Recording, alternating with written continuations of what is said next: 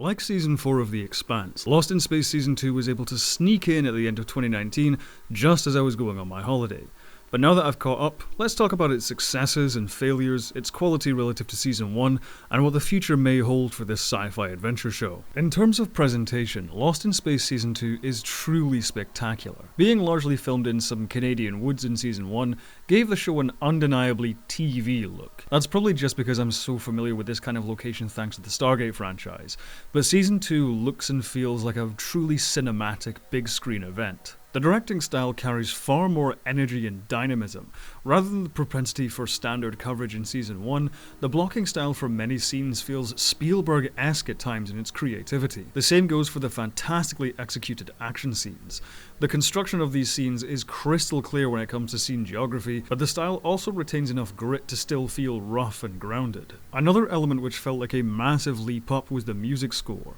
While it's the same composer as Season 1's Christopher Leonard's, the John Williams influence extends far beyond the wise decision to preserve the original theme tune. Compositions feel sweeping and elaborate, evoking classic 80s and 90s blockbusters. At times the score does suffer from one too many familiar samples which are in every bloody TV show these days, but overall it's a terrifically evocative score. Images in general have a far richer colour palette and more striking compositions. VFX are to a ridiculously high calibre, but then again with so many VFX houses working on this season, that's to be expected. I honestly can't find fault with the VFX of this season. They're pretty much the best money can buy this day and age on both the big and small screen. Backed up by great Martian-esque near-future NASA-style production design, Lost in Space Season 2 looks, sounds and feels like a significant step up in terms of quality presentation. And the first season was a handsome show to begin with, so Season 2 is simply gorgeous. Character writing this season was also strong, if a bit of a mixed bag.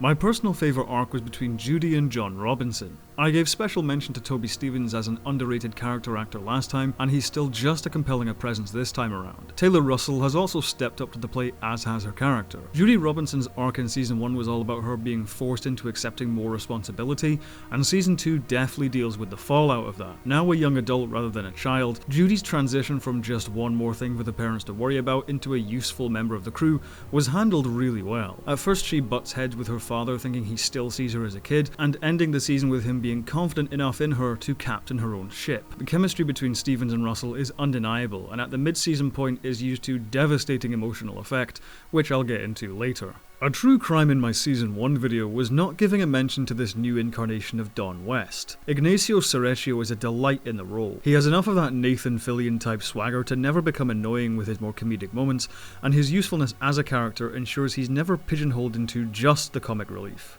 Getting to know more of his colleagues and his shady past also gave the actor more to do than just attempting to steal the scene from the other cast members. My main gripe character-wise last season was Penny's arc, and while her initial complaining that she wasn't useful enough on the ship was kind of annoying, the bizarre rapport she developed with Dr. Smith was kind of intriguing, and tying in the returning VJ subplot to more pressing plot developments kept the relationship from growing stale, a marked improvement over the teen drama from the previous season. Parker Posey continues to give a brilliant performance as Dr. Smith. Her strange kind of hippie vibe is constantly attention-grabbing, making the moments when she slides into issuing threats all the more chilling. However, I will say that the plotting of her arc became extremely contrived. The speed at which she goes from a prisoner nobody trusts to a fraudulent but trusted member of the Resolute crew is way too fast. At first, breaking her out in desperate circumstances makes sense, but after that it seems the common sense of our characters is dialed up and down depending on wherever Smith needs to be in the next episode. Like, she literally tried to kill people at the end of Season 1, and yet when the Robinsons see her roaming free again, they seem to forget to panic or do anything. That being said, that doesn't stop her from shining when she switches full villain again towards the end of the season. Just the road to get the character to that place was much bumpier than Season 1.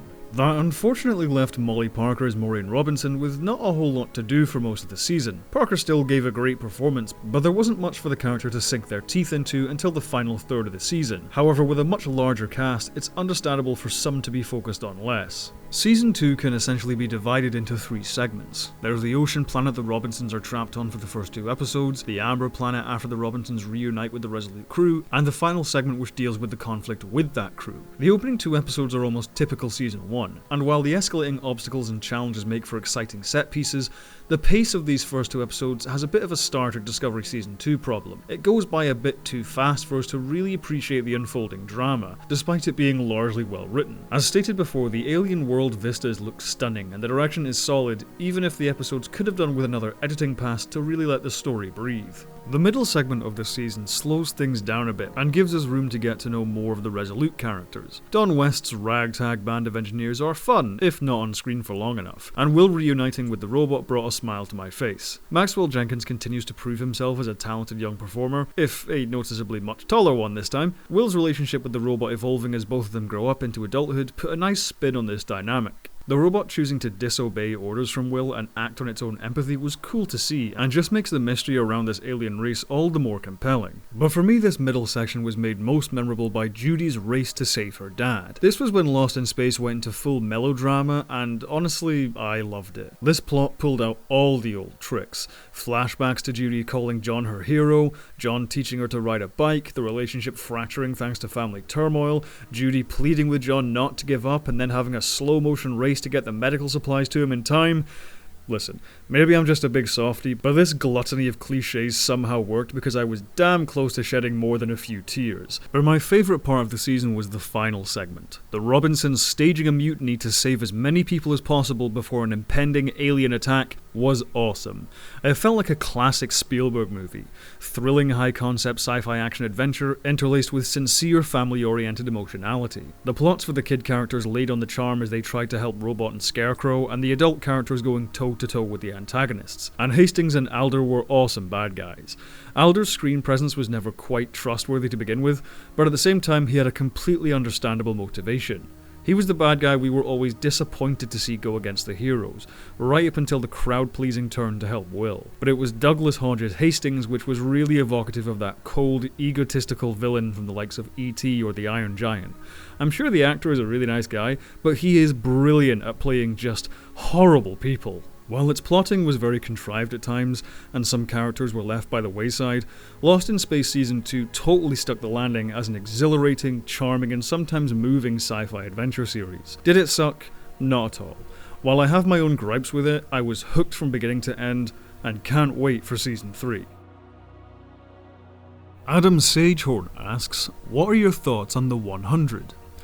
I've only ever caught a few episodes of that show. I think it has a cool premise, but it suffers from too many of the typical CW elements for me to really ever be interested in it. It's universally cheap looking, way too many episodes per season, and most of the drama centers on model good looking people acting like teens. It really comes down to a matter of personal taste here, and The 100 just isn't really my thing. If this was more of a Mad Max type thing, I'd be into it. But overall, I find it a bit dull, I'm afraid. Miles Mulholland asks, what's your favourite video game series? What my favourite whatever is always a hard question to ask, but I love the Mass Effect trilogy, Gears of War trilogy, Uncharted series, and I'm currently playing through The Witcher, which is awesome. I'm also partial to the Total War games because I'm a history nerd. This isn't really a series, but I love Bioshock Infinite as well. The first one is great too, but Infinite just blew me away when I played it. One of my favourite games of all time. Edward Bedor asks, will you review the Doctor Who spin-offs like Torchwood or the Sarah Jane Adventures? Possibly? My Doctor Who videos have a weird pattern where they don't get a lot of views initially, but end up gaining a few more later down the line. So I've never been quite sure if the followers of this channel are into Doctor Who all that much, but I have plans for 2 more Who related videos in the coming months, and if they do well, we'll see. Spoonhands asks, do you think the current toxic online responses to numerous sci-fi projects will put studios off from producing more sci-fi movies or TV shows? If it's making them money, they don't give a shit. Online toxicity is such a small consideration for many of these franchises, it's like the creators behind them don't even think about it much. Bringing up Star Trek Discovery is sure to result in a petty flame war of circular arguing bullshit, but that show just got renewed for Season 4 before Season 3 even started. The mere mention of The Last Jedi in a video title of mine made the video one of the most disliked videos on this channel before it even premiered, and yet The Last Jedi still grossed $1.3 billion. Toxic fans suck, but they do not have any kind of say in the success or failure of these franchises. Thank you for watching. If you like my videos, please like, subscribe and hit the bell icon to stay up to date on all my new uploads. Over on my Patreon you can see videos up to a week early for as little as $5 a month. Speaking of which, I'd like to quickly thank all of my patrons now appearing on screen. Have a good one, and as always, live long and prosper.